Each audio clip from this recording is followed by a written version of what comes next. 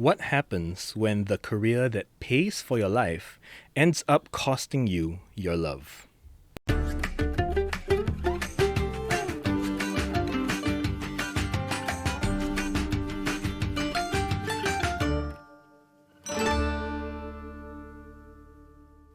Imagine this, you're sitting down for a nice dinner after a long day at work, but you're not really there. You're glued to your phone, looking at emails, Slack messages, and then your partner pipes up and says, "I'm dating you, not your 80-hour work week." My name's Nat. Welcome back to the Work It podcast, where we don't just help you love your work, we also help you work on your love. Today, I'm joined by CNA Today journalist Nikki Yeo, who's been exploring the sometimes messy intersection of career ambition and relationship resentment. Welcome to the show, Nikki. Thank you for having me. So, we both work in the newsroom. We know how crazy things can get, right? There are the breaking news days, the 2 a.m. election cycles, there's the "I need this draft yesterday" moments, right? Have you ever felt like your job was suddenly an unwanted part of your relationship, like an intruding third party? Yeah, I think there was definitely a period of time where, the work comes first and it feels like a kind of third party, a colleague in our relationship. So for me and my partner, I think we are both in like pretty high stress jobs, but there was definitely a period of time, like you said, election cycles, where you're barely seeing yourself. You just repeat the same day over and over again. So there really isn't any time for anything outside of the job, and your partner kind of has to understand that, like, if they're going to be in your life. Right. And I feel like this is a pretty common story. So I understand you've spoken to some experts. How often is it that the job itself is at the heart of relationship conflicts? Yeah, so I talked to kind of relationship counselors who also provide some kind of career coaching. And interestingly, a lot of them told me that work was at the center of most of the Singaporean couple relationships that they see. Okay. Yeah, it could be like the number one thing. So you may come in thinking that you're not talking about your job, but then that actually ends up being kind of the main conflict, especially I think they said for couples without children. So for couples without children, then, work might be the thing that's taking up most of your time. Wow. So that ends up being kind of the starting point to all the other conflicts that we have, right? About money, about time we spend together, about our plans for the future. So is it kind of in the way that when you go for therapy, everything boils down to your parents, but for couple therapy, it boils down to your work? As one of the experts mentioned, you're spending more than half of your waking life working, right? If you're even getting an 8-hour sleep, which, I mean, how many of us are, then you're spending at least 8 hours at work. So most of your time is work. And Right. so, you spend the rest of your time at home, hopefully not working. But if that becomes your work life as well, then what else is there to talk about? Like when stuff bleeds into what's supposed to be personal time or couple time, then that's where issues arise. Is that usually the main aspect of work that's a troublemaker? Like it's the time thing, or are we looking at a variety of different issues? So I think what was interesting is that I went into this research for this story thinking that it would be mainly a time thing, right? Like work is, stealing you like a third party in your relationship. But actually, there's so many other things as well. So, I mean, work can also be something that prompts you to think about money. You think that you're a little bit more ambitious than your partner. What do you do with that? Why is your partner not hustling for more promotions, for example? Right. So then it kind of comes down to values about a lot of different things, Maybe I thought that we would be further along planning for our milestones, and we're still not because you're still at this job instead of job hopping. So it actually feeds into a lot of other issues. Work is another kind of like playing ground to realize that you guys might not be on the same page about a lot of things. For example, you and I, we both work in the newsroom, but we could have very different relationships to our jobs. Maybe one of us like really loves work and work is our whole life and we love being a workaholic. But even another peer in the same company could not treat the same job in the same way. We're not going to delve into which one of us is in which bucket there, but are there certain jobs or career paths that are just structurally incompatible with having a healthy relationship? Yeah, so I mean, I went into this thinking, surely not, right? Like, it can't be that there's some jobs that prevent you from having a love life. Right. But I think, interestingly, one of the psychologists I spoke to, who's also a relationship counselor, did say that there might be some jobs that are structurally incompatible. For example, maybe there are certain jobs where for certain periods of the year, during a certain season, you are only going to be at home like 4 or 5 hours a day. And in that kind of thing, if you barely have 4 or 5 hours to sleep, how are you going to have time for a love life, for dates, things like that? And I think even for me, during like election season where we were working weekends, we were working late nights, I also had to tell my partner, hey, I'm probably not going to be seeing you a lot. And we just had to come to kind of an understanding about that. Right. So sometimes it's just a busy time of the year, right? Yeah. How can you tell the difference between, this is genuinely just a busy time of the year versus a career that doesn't give much room for an actual relationship to blossom? Yeah, I think this was a question that I posed to my experts as well, which is how do you know when the problem is the job versus, kind of maybe a recurring issue in your relationship or a recurring issue that maybe your partner might have to work on. And I think that might be hard to tell in our own lives. One of the kind of litmus tests that they gave me was like, does it get better in better seasons? Past your busy budget season, are they starting to come up for air? Do you actually get to see them again? Are they in a better mood sometimes when they're not stressed? Or has it really kind of taken over your whole relationship in your life? Right. And I think the answer was if it doesn't get better even in the so-called better seasons, then there might be, deeper unmet needs or recurring issues that you need to work on. You can't always just brush it off as like, it's going to get better next month, because maybe it won't. Maybe you're so Right. burnt out from the stressful periods that you don't have the energy to work on whatever needs to be worked on as well. Because I have heard that, that phrase uttered by some of my friends when they're referencing their partner. If I ask them, oh, how's your relationship, or how's your marriage, or how's your family and all that, they say, oh, it's a busy period for him or her. Yep. And sometimes I feel like I'm hearing it every time of the year that I'm hanging out with them. So is that really an indicator that something's not right in the relationship, or is it something's not right in the job? Yeah, so I think we're looking at work in the context of a relationship, right? And I think one thing that the experts pointed out is that it's twofold. You need to look at a lot of self-reflection, like what are your own values, how do you respect your own time, but also what are the responsibilities that you have in the relationship. So Right.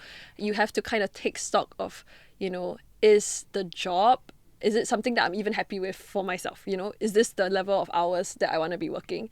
But also have some sense of responsibility that, okay, maybe I accept it. I'm okay working 80 hours a week. Is my partner okay with not seeing me in the rest of the hours of that week? Right. Like what's the kind of negotiation that we have? And we can't judge. I mean, there are a lot of people who probably work much longer hours than we do, or like, they always say doctors marry doctors and lawyers marry lawyers because they understand each other's kind of work life. For those couples, they might have negotiated it and they figured it out for themselves. I think the issue comes when maybe we're not so self-aware, or we haven't taken stock actually how is our work affecting our own life and how is our life affecting our partners. Right. So I want to zoom out just a little bit. Is it that there really is something about this local work culture here that makes working life bleeding into your romantic life or your personal life inevitable? Yeah, so I think on top of like, the fact that we're probably spending more than 8 hours a day working for some people, we were also talking with the experts about how we see a lot of dual income households. So I think for Singapore, that's probably quite high. And that also means that, it's two people working most of the time. And especially I think for families who maybe have children, what does that leave the rest of your responsibilities, right? So much time already goes to work. How are we outsourcing kind of other domestic things that we need to do, let alone romance? I definitely know friends and peers and colleagues who are reachable even when they're in Japan. So, that kind of working culture, always on, always wanting to be available, that also definitely feeds into, how we're spending the rest of our lives outside of work. Okay, it seems like the workplace being the problem, the solution has to come from the workplace. Yes, I think, I mean, as a worker myself, you also want it to not just all fall on your shoulders, right? Yeah. But of course, there's a limit to how much your workplace can help your romantic life. I'm sure. I think it's a little bit of both. I think one slightly tangential, but one thing I was thinking about is like, why is it so different when I talk about my work stress with colleagues versus and friends versus with my partner? And I think it's because your colleagues see the whole holistic picture of it, right? They know what your Right. bosses are like. They see the ups and downs. They see the bubble tea breaks as well as the stress. Yeah. But when it's with your friends or your partner, all they're hearing about is the bad stuff. And my partner actually told me, he was like saying that it's like a highlight reel of like the worst moments that you're having at this job, right? So that actually, points to something that I do with my wife, which, we both have very seasonally busy jobs. And sometimes those seasons don't exactly line up. So what we do very often is that instead of just talking about how hard the day was, sometimes we just include, but I really like that I got to do this.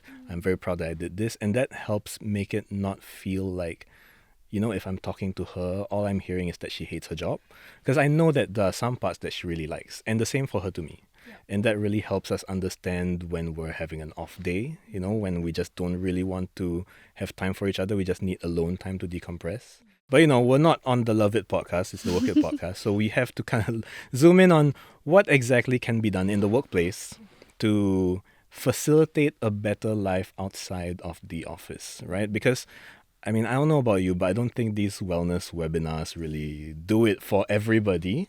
So is there something that your managers, your mid-level managers, or your bosses can do to make sure that their employees aren't always at home fighting with their significant others? Yeah, I think, like you said, it's not really about one-off initiatives, right? Of course, who doesn't love like a terrarium workshop? But I don't Sure. know if that solves all your lifelong problems and the day-to-day kind of having to pick up calls when you're off, having to answer emails when you're overseas. So, there probably isn't a one-size-fits-all, but I think the part of having those conversations in the workplace with your employees. So it starts for managers with like modeling good behaviors. Even them being open about the kind of familial commitments they have is very helpful. Like, I need to leave by a certain time because I need to pick up my daughter. If you're communicating that already makes you kind of human, right? I know that my boss has obligations to me, but she also has to go and do the rest of the stuff that she has to do, and we can plan for that rather than just letting it kind of fade into the background. So one of that is like the kind of healthy communication and being honest about your responsibilities, your caregiving duties, or even the kind of week that you're having at home. But at the same time, it's also about structurally, how can we plan for tasks so that they don't have to be done outside of office hours. Right. How can we make sure that the task I'm giving you is a task that you're doing within your working hours, and if you have to work outside of office hours, we kind of give you something back for that. So sometimes there's no choice. We have to take interviews on weekends because that's the only time someone's free to meet you, and that's fine. They have their jobs as well. But then, what can I get back for working on that Saturday? Maybe I get a Monday off. Makes it such that your life doesn't bleed into everything else as well. A lot of the experts were mentioning that your bosses have to model healthy behavior. So if bosses are not actively making time for family time, or you see that they are not setting time aside, they're not using that family care leave that some of us might have, and they're just kind of like stuffing work in between all the different family obligations, then as an employee, you might subtly want to kind of mimic that behavior. You see, Right. if my boss doesn't take time off and still replies to Slack messages while they're in like Antarctica, shouldn't I as well? So as much as, you try and separate that work-life balance, you might not be able to do that if all you're seeing is kind of that hustle time. When I first became a manager, I, at that point in time, and maybe now, who knows, was a very driven individual, and I was very motivated to do my work, and that meant sometimes I was working beyond office hours. But I was still a very empathetic manager where I would make sure that my writers would take the leave that they have, that they are privileged to have. But I noticed that when I don't take leave, they don't take leave either. Yep. And so it really comes from the top. The culture is informed by whoever runs the place, that they have to show that, as the boss, I value family time. Hence, you guys are okay with putting family first sometimes. Yep. Right? Okay.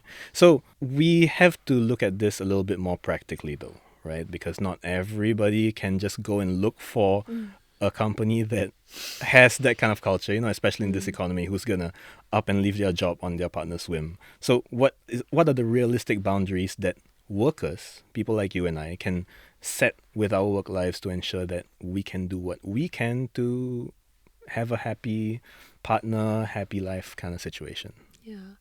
I think, unfortunately, a lot of it is like so much internal work. Like, you really have to reflect on how things are affecting your life and your relationship. So for me, I think there was a period of time that I also felt quite burnt out, and it took me so long to realize what was happening. You know, Yeah. you kind of be on for so long and you hustle so hard, and then you're like, this is a level of stress I feel all the time. But then, but you're like, wait, actually, maybe I shouldn't be feeling this all the time. And it does take a toll on how I'm treating the people around me, how I'm treating myself.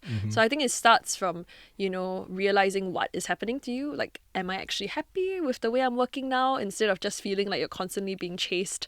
And then also advocating for yourself at the workplace. So, I mean, Right. part of it is, like you said, managers modeling healthy behavior. But at the same time, you also need to kind of be able to try and start that conversation when maybe they're not modeling that healthy behavior and you are realizing you're mimicking kind of unhealthy patterns. Say, I am burnt out. This is actually really starting to take a toll on other things. But at the same time, I think in the context of a relationship, you also have to assess whether it is a realistic expectation that we're setting for each other. If your partner comes to you and says, quit your job, you might feel very defensive. You might be, but I love my job. Right. We need this money. There's so many things that you might initially be like, what are you saying? That's so unreasonable. But then let's break it down to the smaller things. What are you actually asking for? What's the unmet need? Is there smaller things that could be a reasonable ask? So for example, I think to be practical, like say if your partner says, quit your job, spend more time with me, but you're both not financially stable and you can't survive on working part-time or doing ad hoc work, then that might not be a fair ask to you as a worker and even for your relationship or financial planning, right? So what are you willing to accept, and also be reflective of your values? Actually, what am I taking on at work? Is that what I want to be taking on at work? And if it is just a bad season, then you can advocate for that to your partner, but also to your boss. Right. There's this one thing that I saw on TikTok or Instagram where someone was saying whenever you fight with your partner, whoever identifies first that this fight is kind of going nowhere, you have to kind of stop it and be like, hey, we're on the same side. And then just realize that you are fighting because you want the same thing. You want this relationship to flourish. Yeah. Well, what about those lonely partners at home, listening, watching this, who are currently a little bit resentful of their workaholic significant other? Do you have any advice for how they can start this conversation with their partner without it blowing up into a fight?